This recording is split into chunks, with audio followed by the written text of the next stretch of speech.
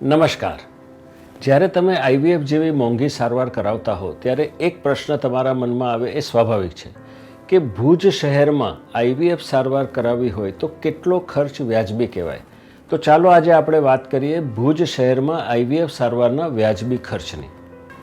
હું છું ડૉક્ટર હિમાંશુ બાવીશી અને વાત કરીશ આઈવીએફના ખર્ચ કયા કયા સ્ટેજે અને શું કામ થતા હોય છે.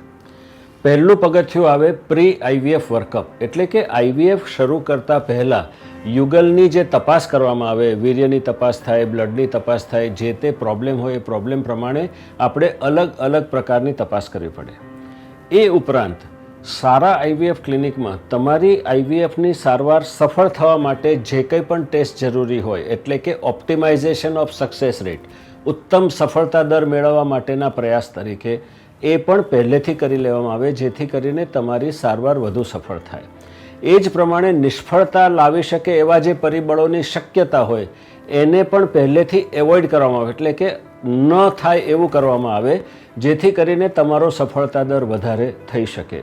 એટલે તમે એમ સરખામણી કરો કે એક જગ્યાએ 2000 રૂપિયા થાય છે અને બીજી જગ્યાએ 5000 રૂપિયા થાય છે, તો તમારે એ સરખામણી કરતાં પહેલાં આ વસ્તુને સમજવી જરૂરી છે. બીજું પહેલું આવે છે કે વપરાતી વસ્તુઓની ગુણવત્તા. દવાઓ વપરાય, સ્ત્રીબીજ બનવા માટે દવાઓ વપરાય, એમાં તમે કઈ પ્રકારની દવાઓ વાપરો છો, કઈ ગુણવત્તાની દવાઓ વાપરો છો, કઈ કંપનીની દવાઓ વાપરો છો, કયા પ્રકારની, એટલે કે દવાનો કન્ટેન્ટ જે હોય એમાં કઈ પ્રકારની દવાઓ વાપરો છો, એમાં પણ ખર્ચમાં ફરક પડી શકે છે.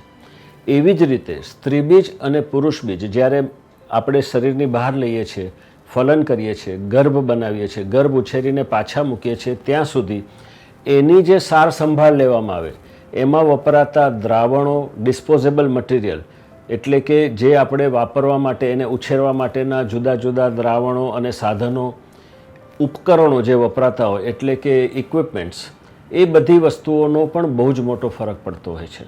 એટલે કઈ ક્વોલિટીની વસ્તુઓ વપરાય છે એ પ્રમાણે આ ખર્ચમાં પણ ફરક પડી શકતો હોય છે.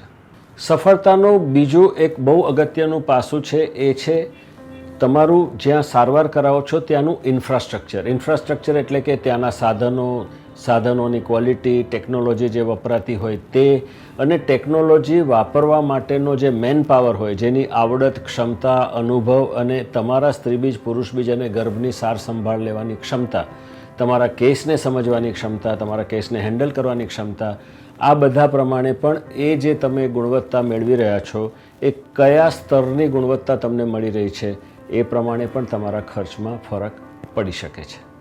એક બીજી વસ્તુ પણ છે કે કોઈ પણ જગ્યાએ આજે આપણે સામાન્ય વસ્તુ પણ ખરીદતા હોઈએ તો એમાં મોડલ પ્રમાણે ખર્ચમાં ફરક થતો હોય છે.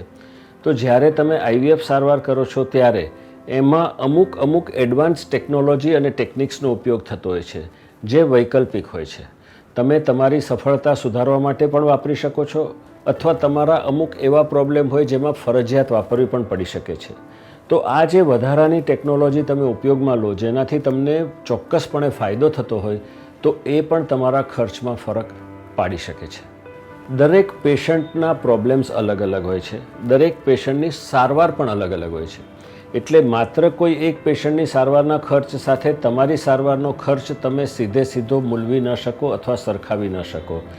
અંગ્રેજીમાં કહેવત છે કે એપલ ટુ એપલ કમ્પેરિઝન થાય, એટલે કે વસ્તુ સેમ હોય તો તમે એની સરખામણી કરી શકો. એટલે જો તમારો પ્રોબ્લેમ સીધો સાદો ને સરળ હોય તો તમારો ખર્ચ ઓછો બી થઈ શકે છે. તમારો પ્રોબ્લેમ જટિલ હોય તો તમારો ખર્ચ બીજા કરતાં વધારે પણ થઈ શકે છે. એટલે કે પેશન્ટના પોતાના જેને કહેવાય કે મેડિકલ ફેક્ટર્સ અને સારવારના પ્રકાર પ્રમાણે પણ ખર્ચમાં વેરિએશન આવી શકે છે. આ બધા સાથે પણ એક વસ્તુ સમજવી બહુ જરૂરી છે કે તમે 10 રૂપિયાની વસ્તુ ખરીદો છો એ 10 દિવસ ચાલે છે, તમે 20 રૂપિયાની વસ્તુ ખરીદો છો એ 50 દિવસ ચાલે છે, તો તમને સરવાળે 20 રૂપિયાવાળી વસ્તુ સસ્તી પડે છે. કહેવાનો મતલબ એને વેલ્યુ ફોર મની કહેવાય, એટલે કે તમે જેટલા રૂપિયા ખર્ચો છો એના પ્રમાણમાં તમને વળતરમાં શું મળે છે એ પણ સમજવું બહુ જરૂરી છે. માત્ર સારવારનો પ્રયત્ન પૂરો થઈ જવાથી આપણું કામ થતું નથી. સફળતા મળવી જરૂરી છે, ગર્ભધારણ થવું જરૂરી છે, કસવાવડ ન થવી અને બાળક હાથમાં આવવું જરૂરી છે. એટલે આ બધા જ સ્ટેજ પર તમારા જે ટોટલ ટ્રીટમેન્ટની ગુણવત્તા છે એ ખૂબ અગત્યનું પરિબળ ભાગ ભજવતું હોય છે. તમે ઘણીવાર વાંચતા હશો છાપામાં કે અડધા ભાવે સોનું મળે, અને આપણને ખબર છે કે એમાં માત્ર છેતરાવાનું જ હોય.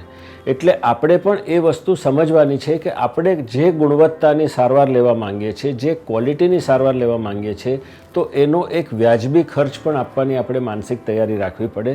અને એ વ્યાજબી ખર્ચ ક્યાં છે, આપણને પારદર્શક ક્યાં ખર્ચ મળે છે, વેરિયસ પેકેજ એટલે જુદા જુદા પેકેજનો વિકલ્પ ક્યાં મળે છે, આપણી ક્ષમતા અને આપણી અનુકૂળતા મુજબ આપણને પેકેજ પસંદગી કરવાનો તક ક્યાં મળે છે, એ પ્રમાણે પસંદ કરીને કરવાથી આપણને ફાયદો ચોક્કસ થાય છે. આ ઉપરાંત એક બીજી વાત કે IVF અને ARTની સારવારને નિયંત્રિત કરતો કાયદો બની ચૂક્યો છે, અને એ કાયદાના માપદંડોનું પાલન કરવામાં અમુક ખર્ચ થવો ફરજિયાત છે. એટલે તમને કોઈ બહુ વધારે ઓછા ખર્ચમાં કરી આપવાની કે એવી કોઈ શક્યતા દેખાતી હોય તો એક વસ્તુની ચોક્કસ ખાતરી કરજો કે એ વસ્તુ ગેરકાયદેસર ના હોય, કારણ કે આ તમારું બાળક છે અને તમારું ભવિષ્ય છે. માટે તમે યોગ્ય પસંદગી કરો, સમજી વિચારીને પસંદગી કરો અને સફળતા મેળવો, એ જ શુભેચ્છા છે. Thank you.